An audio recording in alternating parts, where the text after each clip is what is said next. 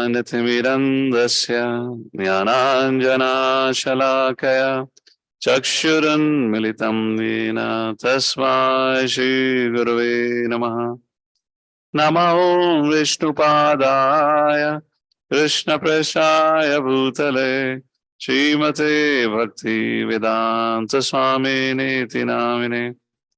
नमस्ते सरस्वते देवे गौरवाणी प्रचारिणे निर्विशेष शून्यवादी पाशतादेशतारिणे। जय श्री कृष्ण चैतन्य प्रभु नित्यानंद श्री अद्वैत गदाधर श्रीवासादि गौ भक्तवृंद। हरे कृष्णा कृष्णा कृष्णा हरे हरे, हरे Ram Ram Ram Hare Hare. So, Hare Krishna, welcome everyone. We are on the 17th chapter of Bhagavad Gita, and we're going to begin our discussion from 14th verse, where Lord Shri Krishna is going to talk about austerities. So, the discussion over here is happening. The discussion which Lord Shri Krishna is conducting or doing here is, or speaking to Arjuna, is about how the modes of material nature determines everything about us, our faith. That's how the discussion begin with. And now Lord Shri Krishna will speak how we perform austerities also according to different modes of consciousness. Similarly, prior to this, yesterday we read about how the foods, the liking for foods that we have is also affected by the modes of consciousness. Austerity, a very, very important subject matter. Tapasa brahmacharena chamena cha damena cha. What is that? Tyagena sattvasachabhyam yamena niyamena va. So here, this is just one verse, like this, it comes from the 6th canto. Like this, there are many, many verses that talks about that importance of austerity. In fact, it is said that human life is meant for austerity. And our experience of this world teaches us that whatever we want to accomplish in our life, any desire that you wish to fulfill, for that you have to perform austerity. One of the biggest austerities of my life had been, if anyone has to ask me what had been my biggest austerity, if I look back, I would say the biggest austerities of my life had been to go through the senior secondary and engineering and MTech degree. I wish I could have replaced it, but no problem, maybe next life. But this lifetime I had to go through with that severe austerity just to get some money to have some bread and butter on my plate. But because now we are living in such a world of anxiety and fear, even if I have an organic bread and butter, unfortunately now the digestion doesn't work. This is what, no, my digestion is working fine. I have no problem. I'm just saying, this is what the situation in the society where I live, the IT world. People are so much sickly because of it. So anyways, so principle is austerity is inevitable. If an austerity is inevitable, why to perform for temporary goal? Why don't we perform for the highest goal? That's what Lord Shri Krishna speaks about. And austerities can be performed through body, mind, and speech. These are the 3 austerities. Let's take a look at austerities according to goodness. So anything and everything depends on motivations. So we have a different motivation for that leads to different austerities. So Lord Shri Krishna here in the 3 verses is going to talk about austerities performed in goodness through body, mind, and speech. And then Krishna will speak about motivations. Let's take a look. Text number 14. Devaduja Guru Pragya Pujanam Sauchamarjavam Brahmacharyam Ahimsa Cha Sharidam Tapa Uchate. Sharidam Tapa Uchate. It is said this is a austerity of body. What?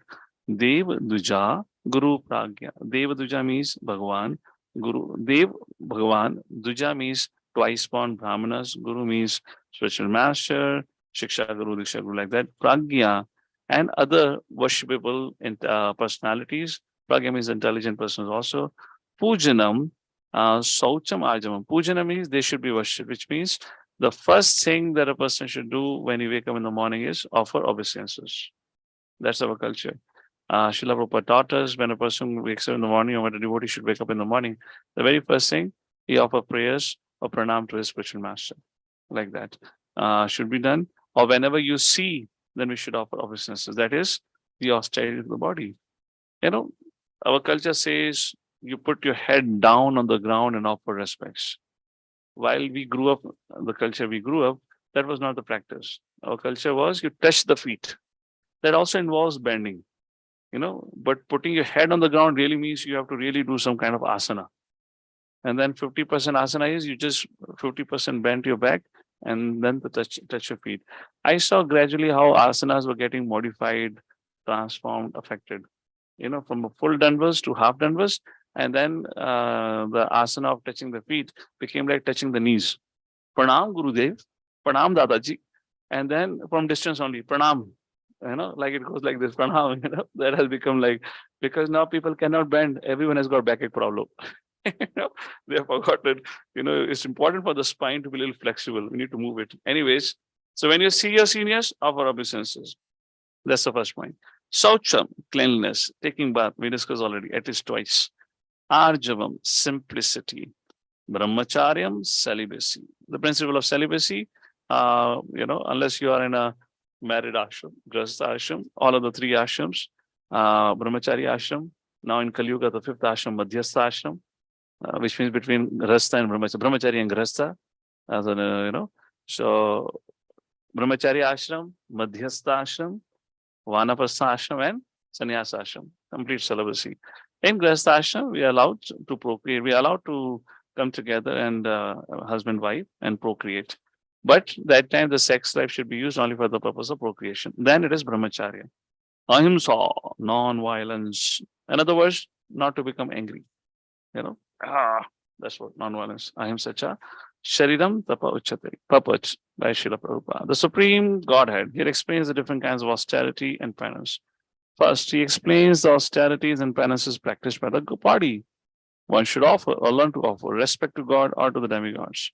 The perfect qualified brahmanas and the spiritual masters, superiors like father, mother, any person who is conversant with Vedic knowledge, these should be given proper respect. One should practice cleansing oneself externally, internally, and you should learn to become simple in behavior. You should not do anything which is not sanctioned by the scripture injunctions. You should not indulge in sex outside of married life, for sex is sanctioned in the scripture only in marriage, not otherwise. This is called celibacy. These are penances and austerities as far as the body is concerned. Text number 15. Now, what is an austerity for speech? This is a fantastic verse. Anudvegakaram vakyam satyam priyahitam chayat swadhyaya bhyasanam chaiva vanmayam tapa uchate. Vakmayam means the speech of the voice.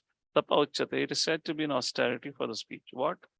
Anudveg, dveg paida karna, matlab uttejit karna. Anudveg means your words should not. Anudveg karam, the karam is action performed, which means the spoken words. Your spoken words should not agitate others. So we should speak accordingly. There's one beautiful point comes about in Ramayana when Hanumanji and Lord Ram met for the first time. When Hanumanji introduced himself, I mean that's a culture, the quality of his introduction is so profound. Lord Ram turned to Lakshman and said, this boy must have read all the scriptures. Just by his introduction, he did not say, I'm a disciple of so and so, I read 4 Vedas. No. He just said, I'm a servant of Sugriv. I am a son of this and this. This was his introduction. Just by that introduction, Lord Ram turned to Lakshman and said, this boy, this Vanara or this Brahmana, he came in disguise, must have read all the scriptures. He is learned in all the scriptures. And there it is mentioned, his speech was so, the way he presented himself was so cultured. The Lord Ram said, yes, he must be one who is learned in all the scriptures. Why am I making this point? Because this verse says something very interesting.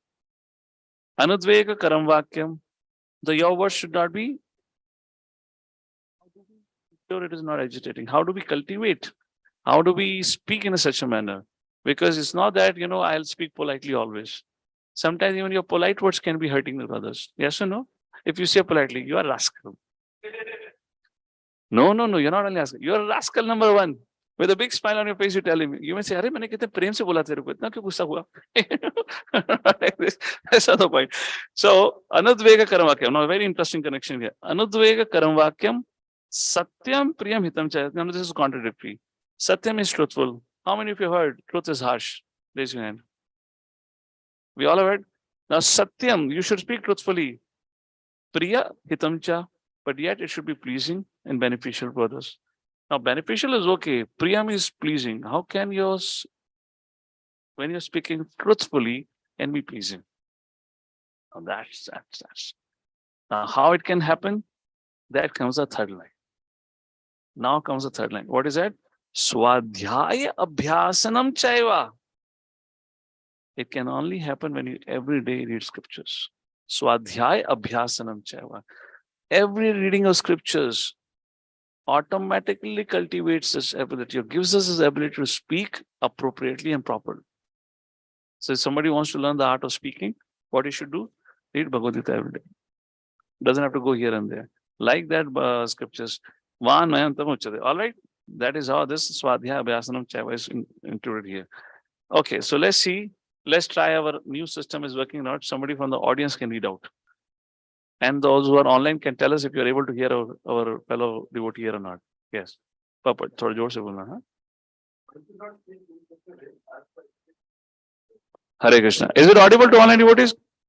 No, not audible. Hey, not audible. Kya hua? Not audible. नहीं इतना काफी था. It was supposed to work.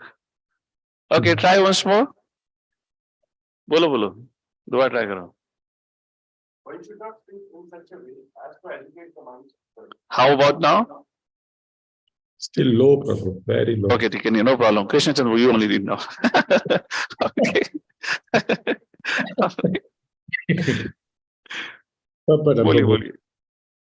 One should not speak in such a way as to agitate the minds of others. Of course, when a teacher speaks, he can speak the truth for the instruction of his students. But such a teacher should not speak to those who are not his students, if he will agitate their minds. Hey, very important point. You might have heard this point from me so many times. Whom should we instruct? Only teacher has a right to instruct the student. Now, who is a teacher? It is decided by a student, not you. Okay. You should not go with a flag. I am a teacher. I have a right to instruct everyone. No, it is a student decides you are a teacher or not. Now, okay, let me ask this question. When did Krishna started instructing Arjuna? When Arjuna said, you are my teacher. Yes or no? Now, was it, was Krishna not Param Guru before, the battlefield of Kurukshetra started? Krishna is always a Guru, the Supreme Personality of Godhead. So, can we, Abhishek? Just like this. No, kholo nahi, pura aise kone mein le jao bas. Yeah. Sunlight coming. That's it. Thoda sa idhar kar do bas. Perfect. So what we are talking about? So who has a right to instruct? A teacher. And who is the teacher? Decided by a student. If a student say, I accept you as a teacher. Now, we have to understand it's a big responsibility. Once the students say that I accept you as a teacher, then you're actually giving the right to teacher to chastise you. Then you cannot run away. Then you cannot argue. Because then if you argue, then you commit an aparadh. Then you offend the teacher. And if a teacher goes around instructing others, unless students have accepted him as a teacher, then teacher is committing aparadh. That's the point here. Vaishnava aparadh particularly. Go ahead now. This is penance as far as talking is concerned. Besides that, one should not talk nonsense. The process of speaking in spiritual circles is to say something upheld by the scriptures. One should at once quote from the scriptural authority to back up what he is saying. At the same time, such talk should be very pleasurable to the ear.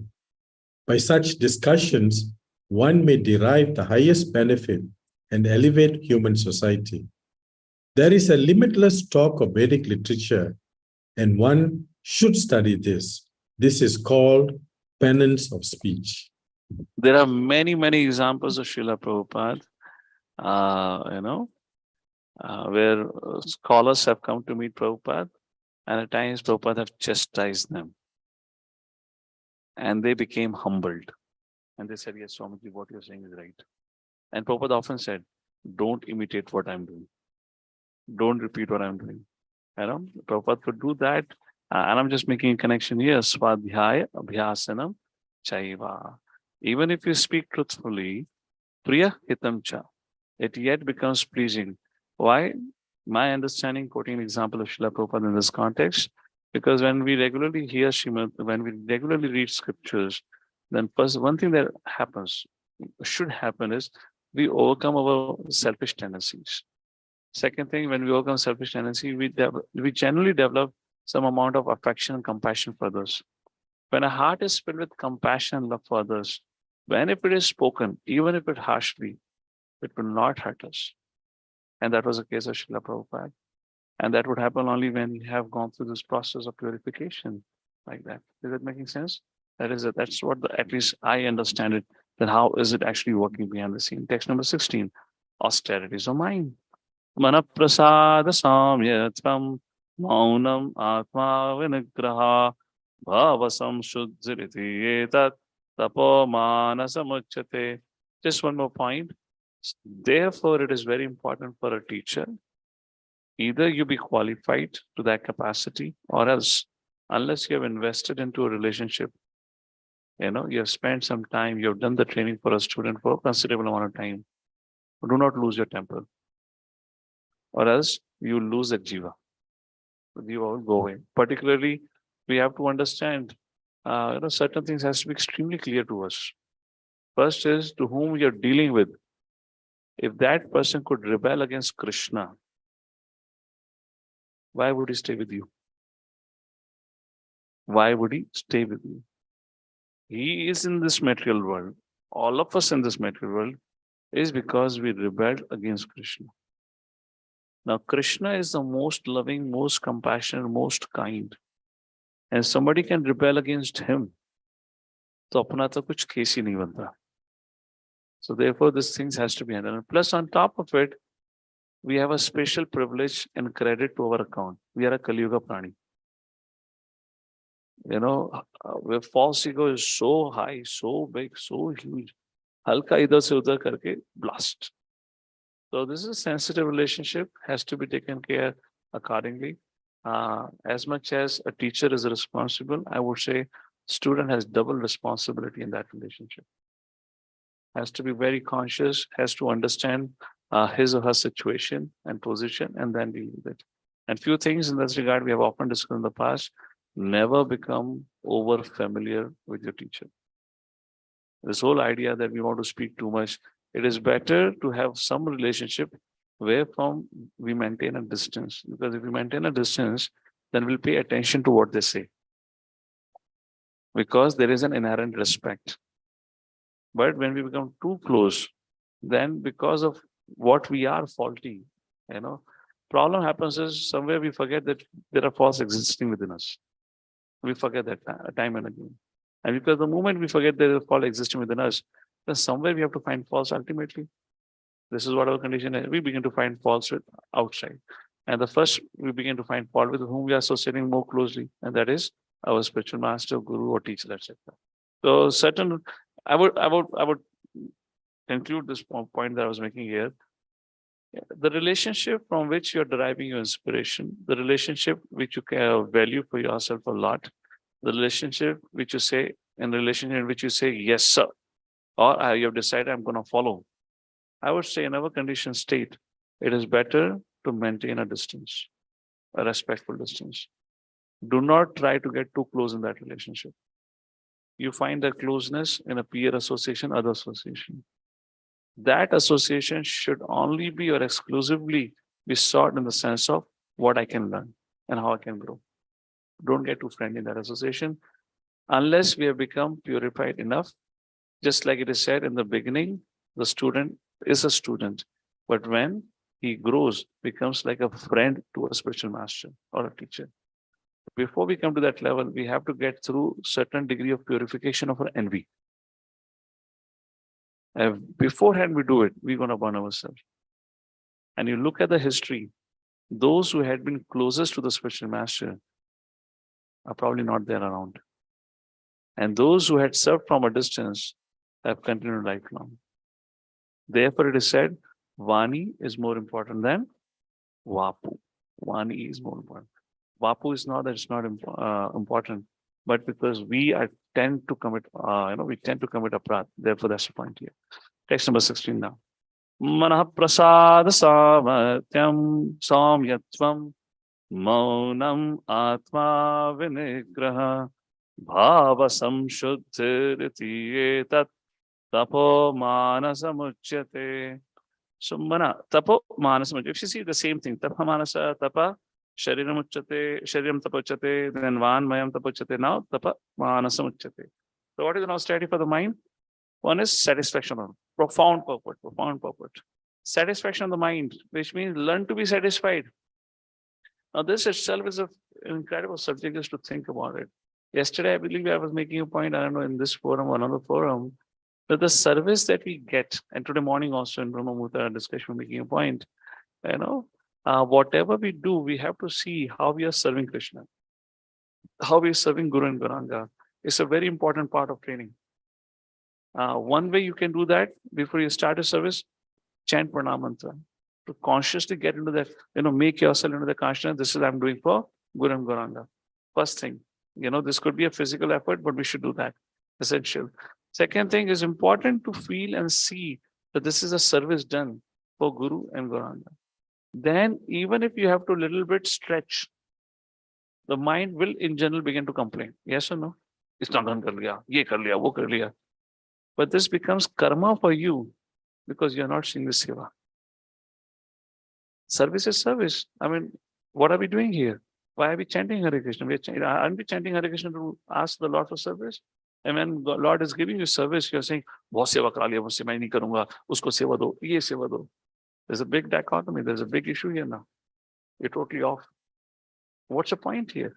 The point here is the person who gets into this consciousness is totally oblivious of the privilege that he or she has got to serve. He or she has taken their service for super granted, not granted, super granted. And he or she is thinking, मैं बहुत बड़ा एहसान कर रहा हूं आप पे ये काम करके. Or he or she is thinking, because you're maintaining me, because you're providing for me, so I've done. So this person have already created his own mindset. मैं केवल 2 घंटे काम करूंगा, 4 घंटे काम करूंगा. 4 घंटे से 5 मिनट ऊपर बढ़ गया, उसका टेम्परेचर बढ़ना शुरू हो जाता है. Otherwise, what's the meaning of it? So any service for that reason we are doing, you have to understand that. So manha prasada samyatam, to find satisfaction. Let me make this point for brahmacharis. All those who have lived their life as a brahmachari have become sannyasis and rendering services more than 50 years. All of them have one point to say for brahmachari. You have to learn to find satisfaction in your service. Your satisfaction and success depends on finding the contentment and satisfaction in the service. Brahmachari life is meant for service. Not to sit idle, not to sit on laptop, not to sit here and there, waste your time. No, brahmachari life is, and about your sadhana schedule is already set. To think that I'm going to sit and do my sadhana, long hearing, everything is provided. Outside of it, if you're compromising your service and doing that, that is your sense gratification. That is your sense gratification. That is not bhakti, counted as bhakti. So this is something we need to be a little careful of it. And I often see why we get distracted, because we are not seeing that we are doing service. We call it as a service, but we think we are doing a karma or work. If it is service, how can you say I've had enough? If it is service, how can you say I've had enough of it?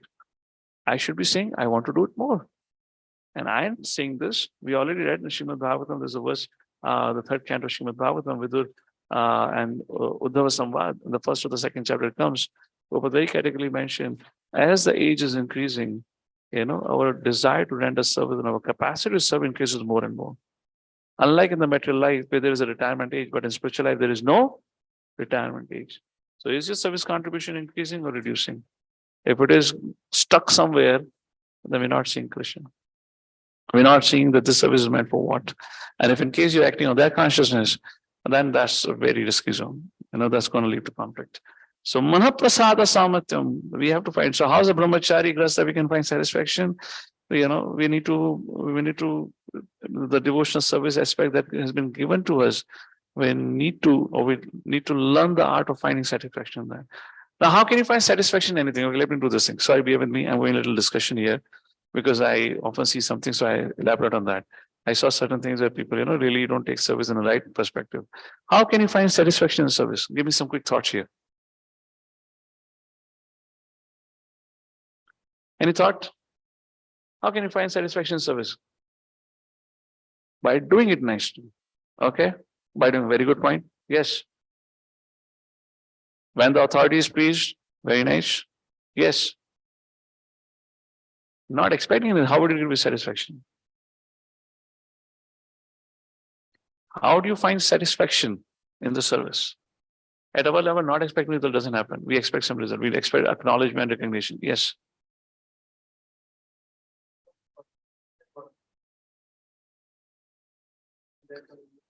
Okay, so I can find satisfaction in service if I'm conscious that this is meant for Krishna, and Krishna, is what, omniscient. So he can see, he knows what I'm doing. So that gives me contentment. Yes.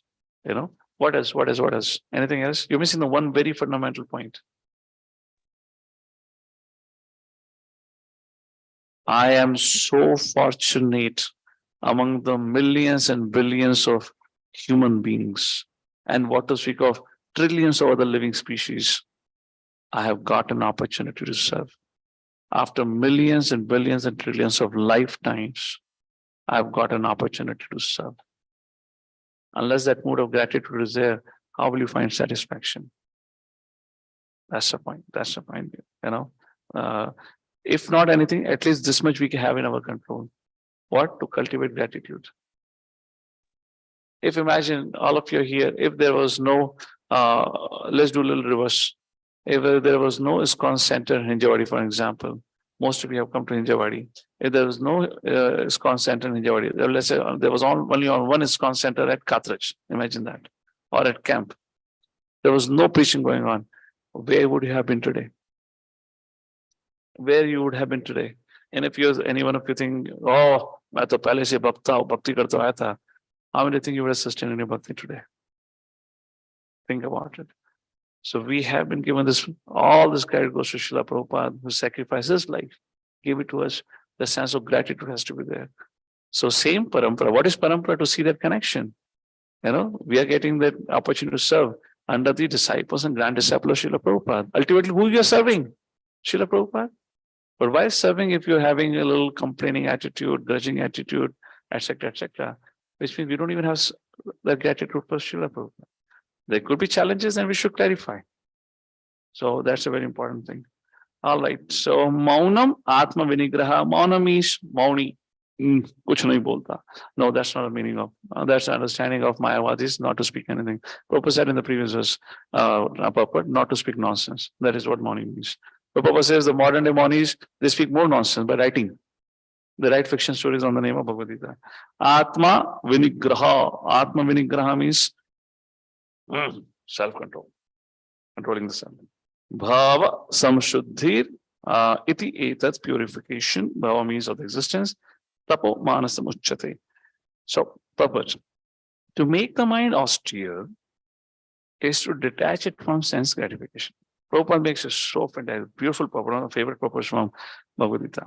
Every point is so clearly. So, systematic purpose says what happens first by first. First thing is, to make the mind austere, you have to detach from sense gratification. Now, how do you detach from sense gratification? How do you detach from sense gratification? Detachment can only occur when there is an attachment. Detachment doesn't happen. You only detach when you attach to something, which means detachment from sense gratification will only happen when you attach to serving Krishna.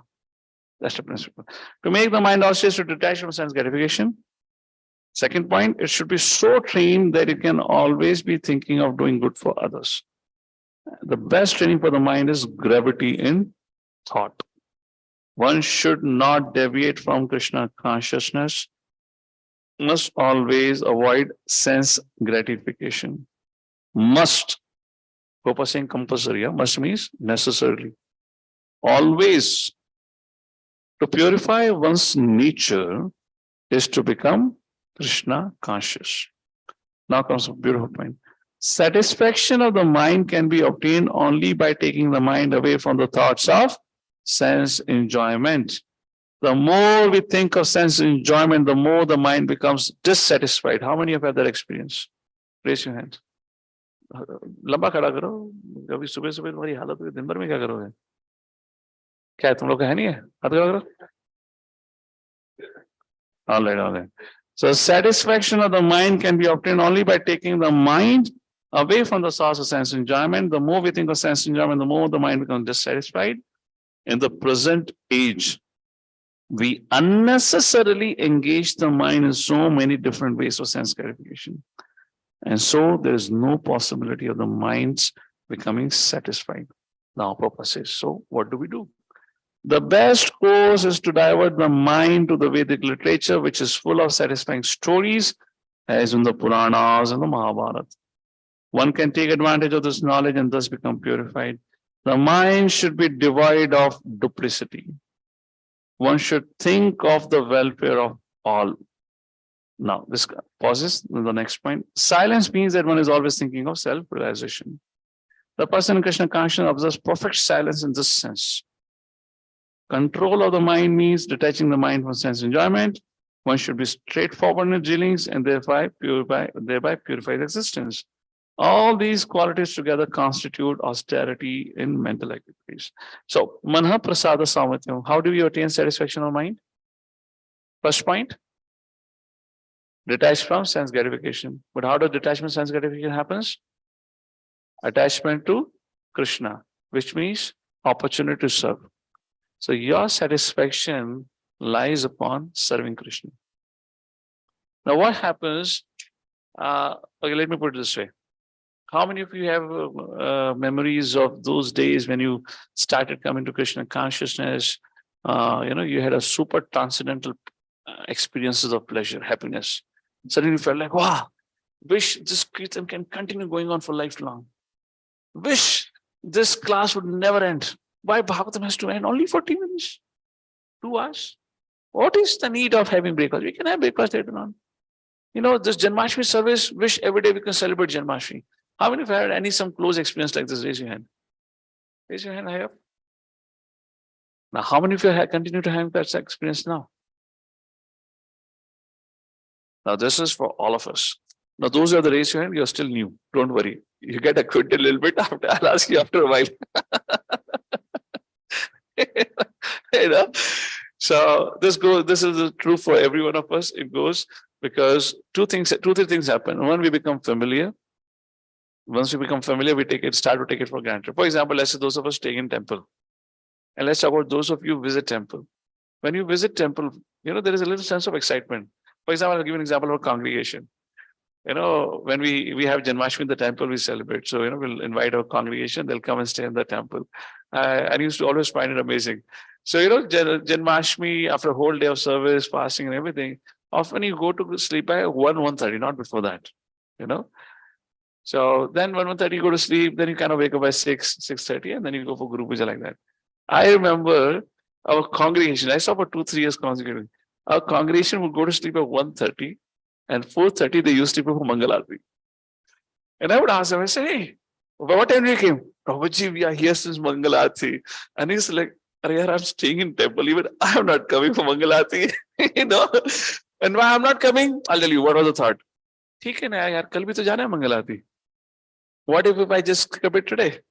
If I just skip it today, what's the big deal? Tomorrow anyways I have to go. And जीवन लंबा जीना है, health का थोड़ा ध्यान रखते हैं. Why to compromise? But those who come from outside, those who don't get this opportunity, look what they do. So that's the thing. That's the struggle.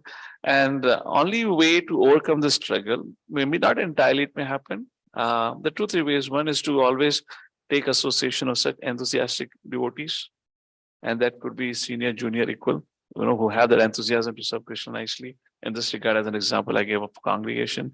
And second is every day to bathe our consciousness with Srila Prabhupada words.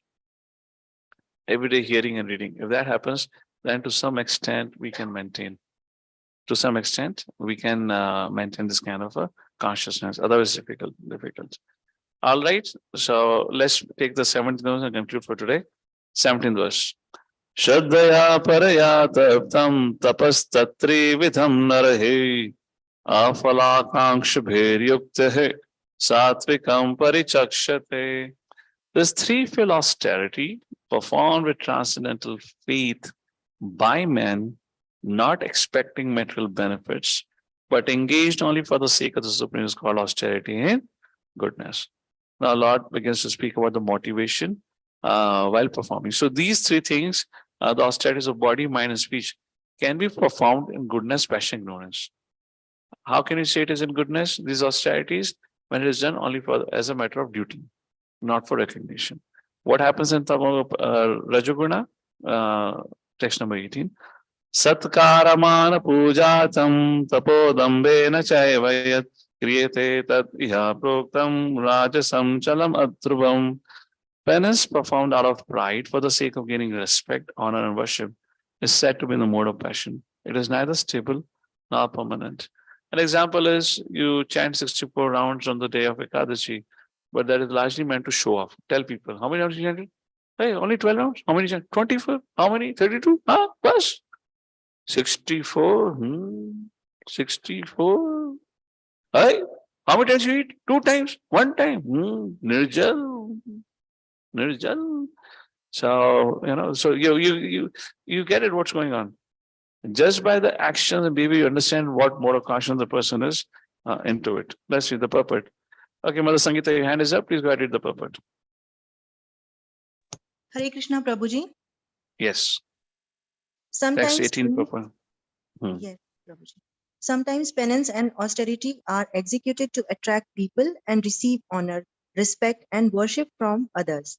Persons in the mode of passion arrange to be worshipped by subordinates, and in the mode of passion, and let them wash their feet and offer riches. Such arrangements, artificially made by the performance of penances, are considered to be in the mode of passion. The results are temporary. They can be continued for some time, but they are not permanent. Hare Krishna. The last verse for today, so that this theme is completed. Muda grahane, Muda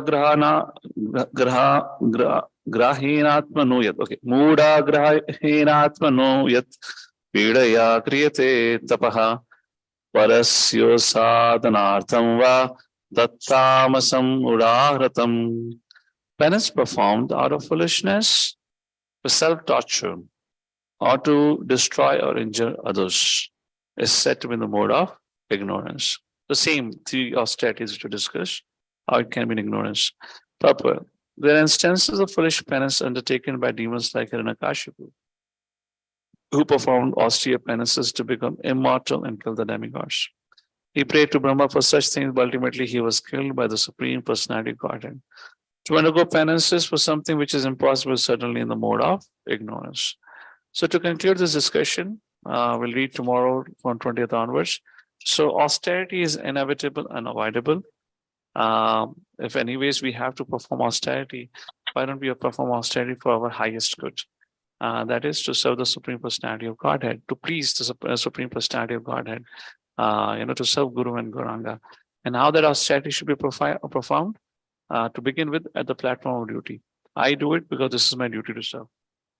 Where we have this inclination to draw some respect, recognition from the society. I mean, we are what we are in conditioned state. All right, that's okay. But at least we should know, we have to go forward like that. And we should definitely avoid, activities of austerities in Tamoguna. It's actually harmful for oneself, and also it has a potential to injure others. How others? Because others may follow your example, thinking that is how austerities have to perform. With that, we pause here for today. Thank you all for joining us. Srila Prabhupada.